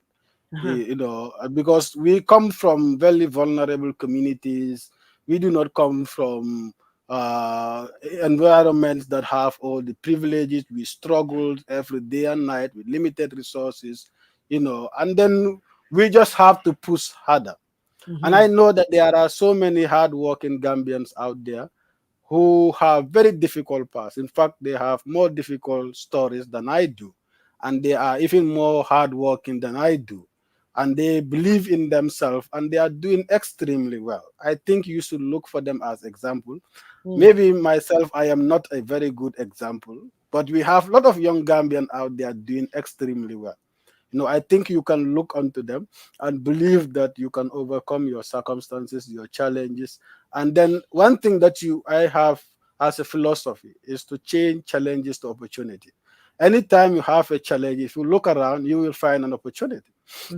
Now, let me give you an example here. Now, if you believe that you are coming from a background that limits you, for example, and you believe that you have a talent that the world may need from you, you can able to develop your potential, because everybody has to discover themselves. It's important. Not everybody is born, for example, to be a medical doctor, for example. But if all of us, for example, are medical doctors, who is going to till the soil, and then who is going to boost our agriculture? Who is going to feed us? Now, if all of us are into agriculture, for example, who is going to prepare the seeds for us? Who is going to bring in the technology? So, because society have diverse needs and multiple needs, they need to have a community that can able to feed this need through their various potential. So you should able to believe in yourself and know that I need to discover myself. I know that this is my strength, and I work on this strength so that society will look for me. Imagine that you are the best hairdresser, and the head of state is looking for you to prepare his hair, for example. Or you are the best tailor, for example, and the kings are looking for you to prepare their suits, for example. I'm just giving an example. You are as important as the diplomat that meets the heads of state, because you will meet the head of state as well. So for me, as far as I am concerned, every potential, every talent is important, is valuable. You need to recognize your gift, you need to recognize your talent, and you nurture it, you work on it. You can never plant a tree today and then it begins to bear fruit. So it takes time. So you transit from one level to another. It can never be easy. Let me not fool you. It has some challenges. You will fall, you will rise, but you are determined to overcome. So once you believe in this philosophy that once a child is born, they learn how to sit, they learn how to crawl, they learn how to stand, they learn how to run before they think of jumping or flying. So you need to know that every life you have to transit. And all of these transitions need a just transition. So you need to believe in yourself. As a young person, you work very, very hard. You know, you make a lot of failures, a lot of mistakes, and ready to learn, relearn, upgrade yourself, develop yourself, invest in yourself. And at the end of the day, when you invest yourself, you will be attractive to the world. You are not going to look for the world. The world will come and look for you, no matter where you are hiding. That's right. That's right, Mr. Mendy. That is always been our message in this organization. When you are attractive, when you are knowledgeable, you will create the seat. The seat will not be empty waiting for you. But even if there was no seat, a seat will be created because there is somebody who's equipped, somebody who is ready. So invest in yourself is what Mr. Mendy is saying. Get your education under your belt, get your experience under your belt. I mean, be knowledgeable, not only in books, not only in the classroom, but be knowledgeable about your environment, about your country, about the political affairs of the country, about every sphere of the society, because that will make you very, very needed and very relevant in your generation. We are going to address a question coming from Fatu Jom. I'll just read the question, Mr. Mendy, so you can start thinking about it. But we have a video from our Secretary General, Honorable Abdul Karim Baji, and we want to hear that video before we move on to finish the next round of questions. And we are going to wrap it up in a few moments.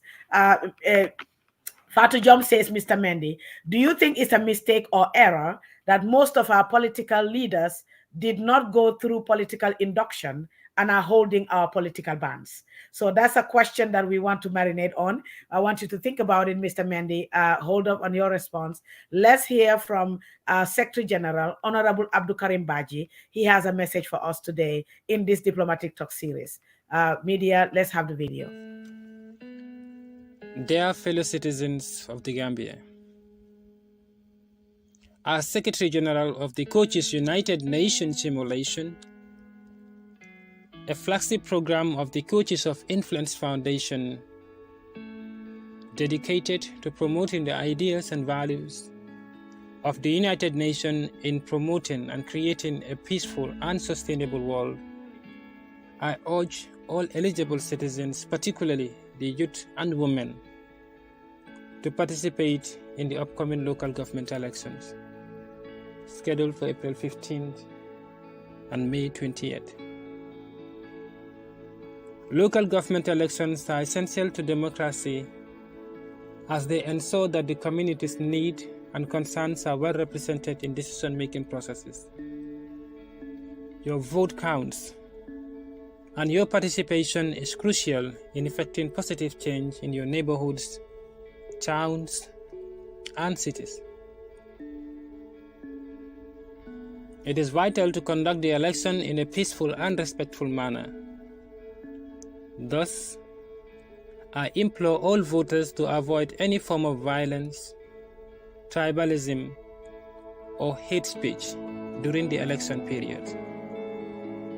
Let us focus on the issues at hand and make informed decisions based on the candidates' policies and agendas, rather than their ethnicity or any other factor that may divide us, particularly when it comes to political affiliation. We have a nation to build and a generation to empower and inspire.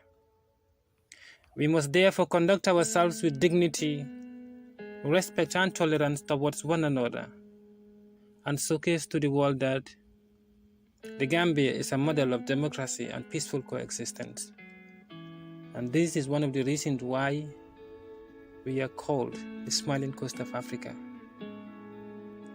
Together, we can create a peaceful and inclusive society, set an excellent precedent for the next generation, and inspire them to do better. Like I said, let us build our nation and inspire our generation. The youth and upcoming generation of this country look up to us to pave the way forward for a brighter future. And we must and shouldn't in any way fail them.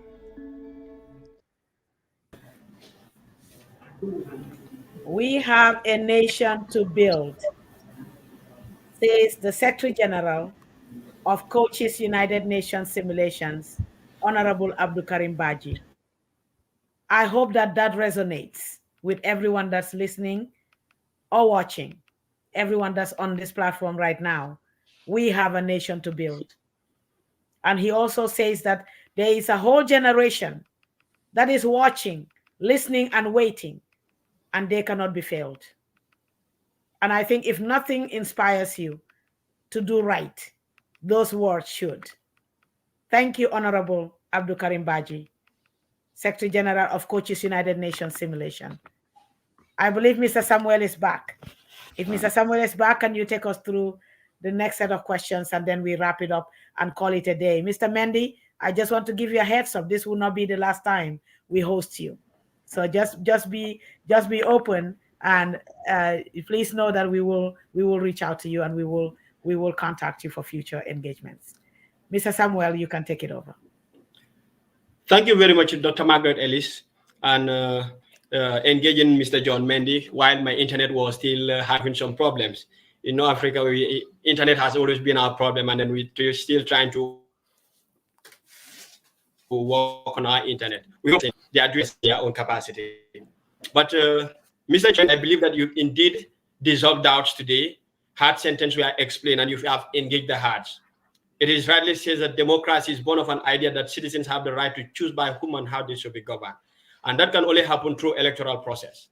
And we have seen how we are able to engage the people, and then their minds are enlightened. I'm quite sure that everyone that is listening to the program today, we are really inspired. You've given us all that which we need to know, and then if you explain sentence.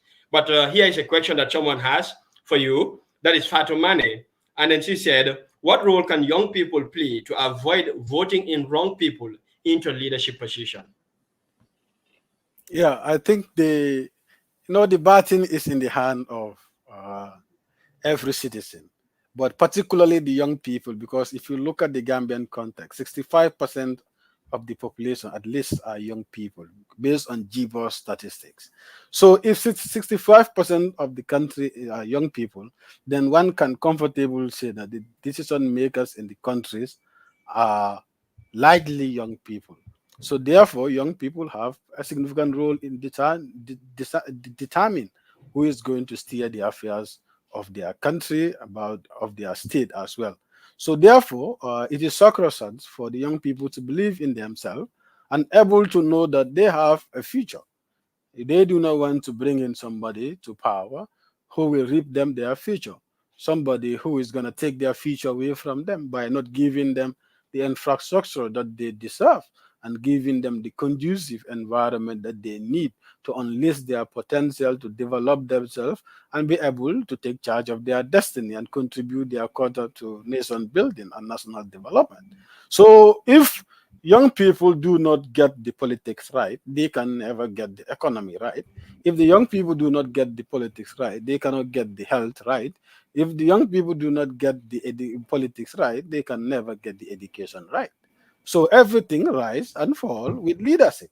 And because it rise and fall with leadership, then politics is everybody's business, because that is where we create the leadership. That is the platform that the leadership operate. So it's important that the young people are convinced and believe in themselves that they need to make informed choices. They need to be more responsible in terms of holding their leaders accountable, but more importantly, that they need to make the right decision anytime that they are asked to do so. that is through voting in the right people, and not just voting in, because governance is a continuous process. It's not just voting and going and sitting. You need to be part of development. Young people need to aspire to take leadership roles. Young people need to aspire to serve their country in various capacity.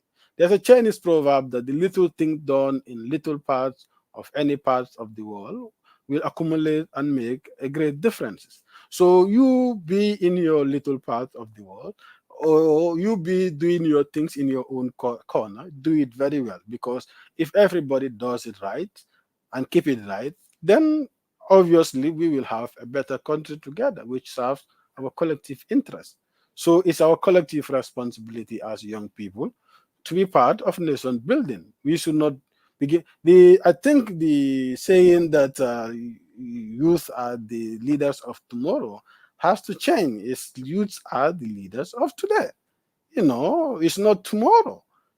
So, and then there's this saying that Malcolm often cite, and I liked it so much. He said, "The future belongs to those that work for it today." So for the young people, for the tomorrow you want is the one that we need to work out today and able to achieve our collective development and development and development. Thank you very much, Mr. Mendy. And that resonates. And I believe that in Coaches of Influence Foundation, we believe that youth are not leaders of tomorrow. Instead, they are present day influencers. Because if in the Gambia alone, youth form a majority of 55% of our population are young people, or 60% or 70% of our population, because we are not even counting the ones that were born yesterday. If they are the majority of the population, so they are driving the nation. And so they are present day influencers, and we don't want them to think that they have to prepare for tomorrow. We want them to believe that they should be prepared for today. And because this organization is all about raising an army of intergenerational leaders for global impact, we don't want anyone to think that they are a leader only when they are in a position. They are a leader because every first have to be able, anybody who is leading themselves is a leader. And it is when you lead yourself effectively that you should earn the trust of people to put you in a position. So that is the new language that we want to be spoken and be sung. The new song we want to be sung in the streets, and to be planted in the hearts of these young people, that they are supposed to be prepared and ready for leadership, because it is today, it is now, it is not for tomorrow. And now we'll go on so thank you for emphasizing what we already believe in. Thank you for that. And we'll now go to Fatou Jom's question, because we are wrapping up. Fatou Jom says, Mr. Mendy, do you think it's a mistake or error to have most of our political leaders who did not go through political induction, and they are holding political bans? Do you think that Gambia is making a mistake by taking unprocessed people and putting them in the seat? Leadership is a reflection of an entire nation. Mm-hmm. Because one, leadership, they come from the society. Two, we go there and we decide and put them there in our majorities, especially in a democracy. So leadership, it may be embarrassing to say, but it's a reflection of who we are collectively. Once we begin to rethink leadership and begin to rethink ourselves, our future, and generation unborn, then we begin to see leadership from a different perspective. And I also subscribe to the thinking that everybody is a leader in their own domain. You can always make influences, you can make difference in your own way. But collectively, I think also that society, we need to have a national conversation. We need to have this type of conversation. And I want to thank your organization from the bottom of my heart, and for the tremendous work that you are doing. And this is how a nation is built, through having this kind of conversation. We may not be able to get all the answers here, but the purpose is not to give answers or prescribe solutions. The purpose is to provoke thought, so that we go and reflect and see where we get it wrong. You know, our approaches, the way we reason may differ. It's not a problem. Once we are able to disagree and to agree, then we have succeeded as a people. I think collectively society needs to start having honest conversation ourselves, lot of decepts among ourselves, lot of so many things that we believe that are not right, that we believe that our solutions comes from somewhere that if God willing, then things will be right. If God willing, things will be wrong. Yeah, I believe so that that is right. But we need to also have to rethink. There are so many nations in the world that we are even fighting for to develop. They are not so glued up to this belief that we have back at home, but they are developing, and we are struggling to do everything possible to go. We are struggling to go to the pagan. It's not logical. You are fighting against the pagan at home, but you are struggling to go to the home of the pagan. It does not appeal to logic. I think we need to have honest conversation about ourselves. That leadership is about potential. It does not matter whether it's my own dad vying for the position, so long as he cannot deliver. That doesn't make sense that I should elect the leader. I should make sure that I elect the leader because he can deliver. My dad can sit back home and remain to be my father and have all the honors, but I cannot vote for him for able to crucify my future and crucify the future of my own children. So I do not love myself, neither do I love my dad. So literally, I think we Africans, I think we brothers and sisters, we need to have honest conversation among ourselves. And it's good that coaches is giving us this platform to talk about it. And we need to encourage such conversation so that we begin to provoke each other to think. The thing is not just to give you with information. Education is not just about to be more informative, but it's your ability also to reason beyond barriers. You know, so you can able to reason and analyze issues and make sound judgment.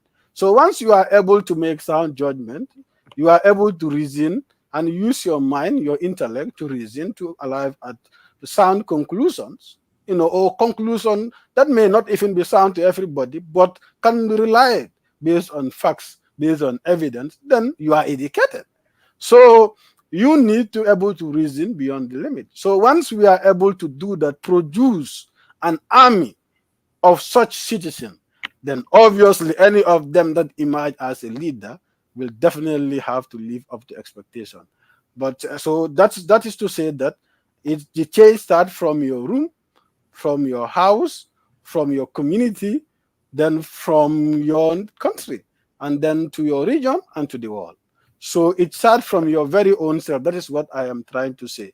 So we need to make sure that we prepare a future generation that is more responsible and more willing to able to put personal interest aside when it conflicts with national interest and able to push this agenda. Thank you very much, Mr. May. That's a very strong ending. That's a very strong statement to end with today. For those of you that are online with us on all the platforms, whether you are on YouTube, you're on Facebook, Twitter, LinkedIn, or even Instagram, we appreciate you for joining us today, or Zoom. We appreciate you for joining us today, and some are even streaming from our websites. We appreciate you for joining today. Thank you. This program was brought to you today by Coaches United Nations Simulations, which is a flagship program of Coaches of Influence Foundation, a youth and women's organization headquartered in the USA with a branch in the Gambia and South Africa, and serving youth and women globally in different countries of the world. We are so glad today to have successfully launched a program within the program, which is the program within the Coaches United Nations Simulations program called the Diplomatic Talks series. And this is just the beginning, y'all. This is just the beginning. Mr. Mendy has come today and he has planted a very healthy seed in the ground. So we are hoping to take off from this point today and continue to have very impactful and very effective diplomatic talks, talking about politics and diplomacy and what it is to be an ambassador of your nation. What is leadership? What are our political processes and how can they be improved? What is our role as citizens of our countries, of our nations, when it comes to politics, when it comes to voting, when it comes to being responsible citizens? What are we contributing to the transformation that we want to see, and what needs to happen in our circles, in our communities, in our society? So thank you very much, Mr. Mendy, and thank you so much for all the viewers. Mr. Mendy was tuning in today from Switzerland. He is a Gambian, and he said it earlier that he is from the village. Mr. Mendy, you and I are from the village. I'm also a product of Lamin village. So we are all from the village. And Mr. Mendy is now in Switzerland representing the Gambia and being in a diplomat there. And we can tell from the questions, from the way he positioned himself, it is not just about title. Mr. Mendy is carrying the knowledge. And this is what we are talking about today. Young people, don't go after titles, go after impact. Go after relevance. It is what he has to offer that drew him to this title, to this platform today. It is not his title, because his title is just John Mendy. He didn't even give us a title. It is his name. His name is John Mendy. But that didn't draw him here. What drew him here is what he carries inside of him. It's what he has to offer. It's what he has to deliver. And that is what we are all encouraging all of us to do, to continue learning, embrace learning, because we have a country to build, according to our Secretary General, Honorable Abdul Karim Baji. We thank you all today. This program is put together and supported by the Secretariat of the Coaches United Nations Simulation under the leadership of the Secretary General, Honorable Abdul Karim Baji, and the Deputy Secretary General, Bernadette Mendy, Honorable Bernadette Mendy. We thank you all for your participation. Mr. Mendy, we thank you for being here. I'm going to just pause and allow you, Mr. Mendy, to give us your parting words. Thank you so much. Thank you, Dr. Margaret. Thank you to the Secretary General, Mr. Baji, Honorable Baji. I think he do not only speak to our mind, but he speak to our heart. You know, this is how powerful words can be, and it's inspiring a generation. So I'm so delighted to listen to him, and I'm privileged to be in this platform and to listen to the voice of Dr. Margaret, and also Baji as well, and Samuel, who is also being distracted. Honorable Samuel, who is also being distracted by the internet connectivity. So I want to thank you for the great work you are doing and the organization that you are working on and have established, and the young people out there that are working with you. And you are making a lot of impact. I followed you. You know, we are the ones that are silently watching at good people doing a lot of things around the world. And we are happy to say that I'm so being privileged to being able to come to this platform and be able to speak through my little knowledge and experience and share my little thoughts about how I see and think about issue, and then bring it out there for us to not agree, but to disagree, to agree, to have a more deeper reflection about ourselves, our community, our society. So that being the case, I am so delighted to be here, and I thank you and I wish you every best in your future endeavor. And I will encourage you to continue to do the excellent work you are doing. You are building a nation without knowing it. Since even in back home, a lot of people are talking to me about your organization and what you are doing, and then your presence, your role have been felt in different parts of not just the country, but you are also taking the Gambian flag outside the country and making sure that we are heard and we are part of the role players in the global community. So therefore, I thank you and I appreciate this time, and I look forward to following your programs and learning from you, and keep learning from you, and I'll be happy to learn from you. Thank you. Thank you very much, Mr. Mendy, for those encouraging words. This program today is right under the jurisdiction of Honorable Samuel Mendy, who is under the Secretary General Political Affairs for Coaches United Nations Simulations. Honorable Samuel, his internet did not comply, but we appreciate you, sir, together with the Secretary General, the Deputy Secretary General, and the entire Secretariat of the Coaches United Nations Simulations for our job well done, for all the work you have put together, for all the time you have invested to make sure that today we are able to launch our diplomatic talk series. And today's topic was politics beyond borders, ensuring ethics and fairness in our electoral processes. That is what we had for you today. Honorable Samuel is back. Honorable Samuel, do you have some parting words? Nothing much to say, but what we appreciate, you attract. We really appreciate Mr. John Mendy for that enlightened message that he has given to us, and then having a very interactive session with us. Most especially, Honorable Abdul Karim, our General Secretary, has done so much for us to make sure that everything goes out well for us. We appreciate him and the entire board of CIF. Indeed, we are so grateful. Thank you so much, Doctor, for being my co-host, and then you have helped me a lot with this internet connectivity problem. Thank you. Bye. Thank you very much, Honorable Samuel Mendy, Under Secretary General Political Affairs for Coaches United Nations Simulations, together with your entire team, Samuel. We appreciate you. We thank the president of Coaches of Influence Foundation, Lady Musikiari, and the entire executive board and the entire board of directors. And we cannot forget to thank an executive board of director, Dr. Stan Ellis, who is the co-founder of Coaches of Influence Foundation and is also the man behind the scenes as a producer of this program, together with his team. We appreciate you, Dr. Stan. We thank you, all the leaders. We thank you, all the youth leaders. We thank you, board of directors. We thank you, COIF youth mentors, COIF youth leaders.